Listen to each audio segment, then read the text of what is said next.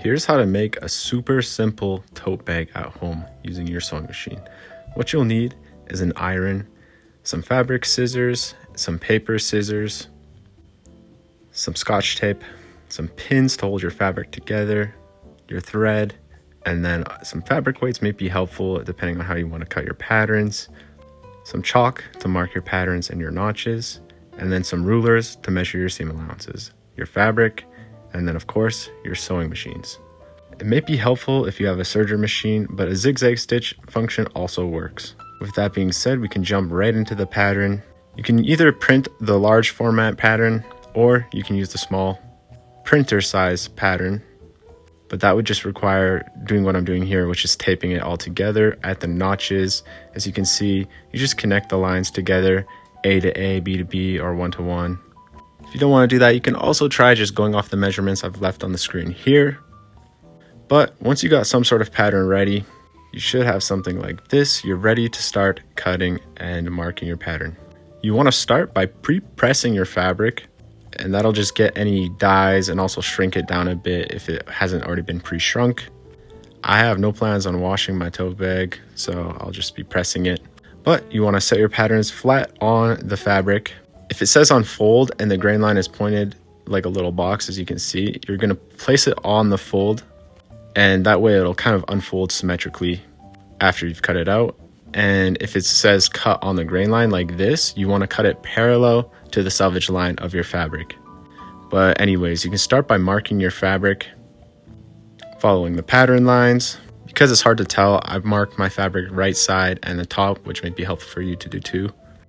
And then start by cutting out all your pattern pieces, and you can unfold the handles as well. After that, you should be left with something like this. We're going to take our main pattern bag and then mark it at 3/8 of an inch seam allowance, and then sew it together at 3/8 seam allowance, right sides together. Once you've got that stitched down on both sides, you're going to take it to the serger machine or your zigzag machine and finish off the edges. Next, you want to mark a 1/4 inch seam allowance on the handles, and then you're going to press those to the inside, repeating this for both the handles. As you can see here, what I'm starting to do after this is using a flat edge. It's helpful sometimes to just use cardstock or some sort of hard stock paper, just so that you get your lines super straight and keep your patterns crispy. But anyways, once you've got both your handles pressed at a 1/4 inch to the inside, you're going to press it again in half like I'm doing here.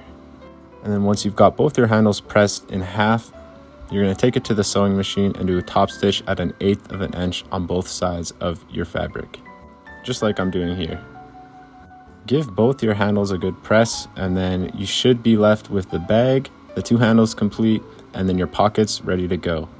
You're going to take your big pocket, marking it on the top at 1.5 inch seam allowance. And then once you've got that, you're just going to serge and finish the top side of the big pocket bag.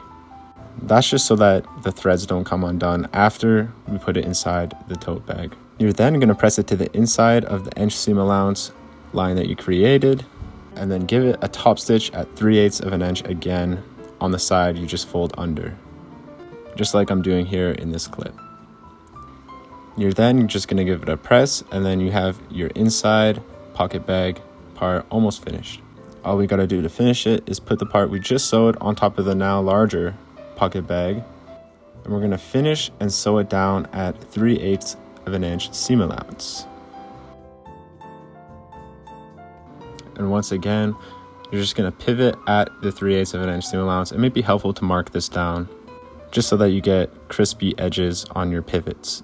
Once again, finishing the pocket bag on the 3 sides that will be exposed. You can leave the top if you want, because it's going to get hemmed under, but you just want to press your pocket bag one last time before it goes inside your tote on both sides. And now you're ready to hem and construct the final part of your tote bag. You want to start by flipping the tote bag inside out, and then using chalk or however you're marking things, mark it down at 1/2 inch and then 1 inch on the top part of the tote bag. We'll be using these lines to press it inside to the tote bag to create our hem before we put the handles in. In these clips, I'm just doing that, marking it at 1/2 inch and then 1 inch. I then start pressing it inside, and it's called a turn and turn, and that's what you usually call a hem. you're just turning it in and then turning it in again on itself so that it's a clean finish on the inside. Putting some steam on it as well so that it stays. You then should be left with these pieces, your tote bag, your pocket, and then your two handles. What you want to do at this part is to fold it into the inside and then mark it at the middle, and this will give us a reference line to put the pocket bag in. In this video, I'm just using pencil for visibility, but I would use chalk so that you can erase it later. When you set the handles and the pocket bag inside of the hem, you're going to set the pocket bag in the middle, and then you're going to use the pocket bag as a reference line to put your two handle sides on, just on the edges, putting it right up to the edge of the hem and then pinning it in so that when you sew it, it'll catch the handles in place. Instead of using pins, I also find using the clips helpful, but it really depends on the project that you're doing.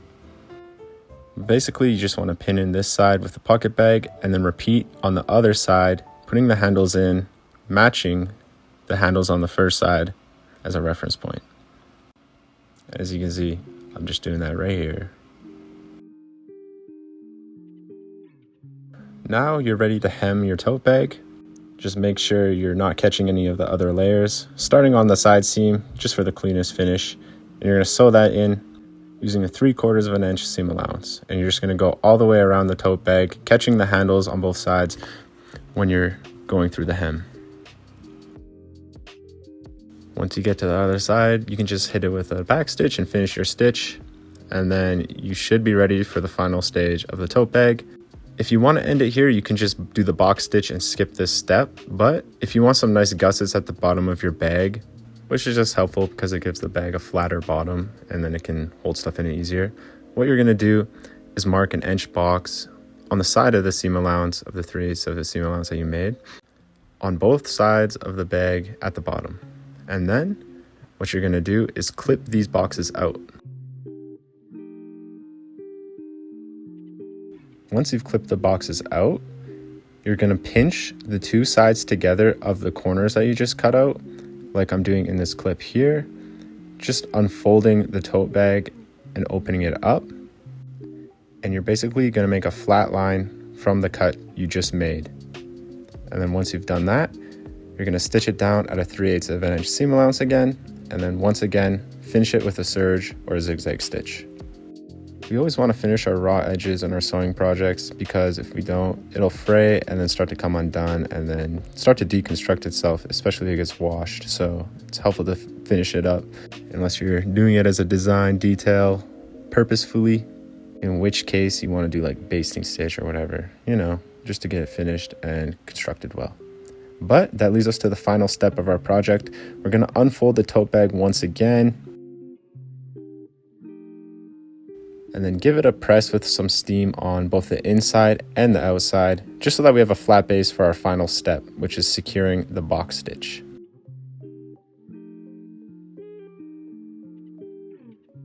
I spent a while pressing here just because you really want to make sure your handles are level when you finish and secure the box stitch so that it's a clean on the inside as well as the outside of the tote bag. I left a little picture to show how to do the box stitch, but basically you're just box stitching on top of the handles, leaving a 1/8 of an inch side seam allowance of the handles that you already finished, following the seam allowance on the handles, and then box stitching it, which is basically a box and then a cross in the middle, just so that it's secured to the tote bag and it won't come undone after some wear and tear using the handles. Once you've got that box stitch on all 4 of the handle sides, you should be pretty much done your tote and you're ready to give it another final press, just making sure it's all looking super clean. And that is your tote bag finished. If you have any questions, feel free to ask, or if you have any suggestions on how to film and make these tutorials better, please let me know, because this is my very first one and I'm going to be putting up a lot of the patterns I use for my brand. I'm going to be putting some free ones and some paid ones as well if it's more complex, but really, I just want to start to share and open source my brand as much as possible. But yeah, if you've been following along, that's your tote bag finished. Thank you so much for watching.